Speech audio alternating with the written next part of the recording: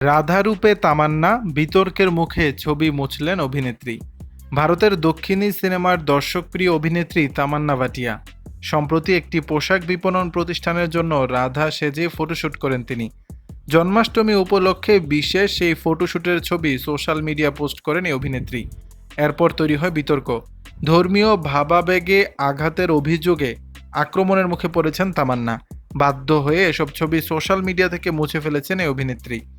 এসব ছবির কোনোটিতে দেখা যায় আবেদনময়ী রূপে ক্যামেরাবন্দী হয়েছেন তামান্না, আবার কোনো ছবিতে কৃষ্ণের প্রেমে মগ্ন রাধা তামান্না। প্রিয় অভিনেত্রীকে এমন রূপে দেখে নেটিজেনদের কেউ কেউ ভূয়সী প্রশংসা করছেন, তবে নেটিজেনদের একাংশ ক্ষুব্ধ। নেটিজেনদের দাবি, তামান্না ভাটিয়ার এমন ফটোশ্যুট যৌন উস্কানিমূলক। খোলামেলা পোশাক পরে কেন রাধা সেজেছেন তামান্না? অভিযোগকারীরা একটি বিবৃতিও প্রকাশ করেছেন। তাতে বলা হয়েছে, পণ্য বিক্রির জন্য রাধাকৃষ্ণের পবিত্র সম্পর্কে যৌনতার রং লাগাবেন না। এত স্পর্ধা কোথা থেকে আসে আপনাদের? বিতর্কের মুখে পড়ে এসব ছবি সোশ্যাল মিডিয়া থেকে মুছে ফেলেছেন তামান্না ভাটিয়া।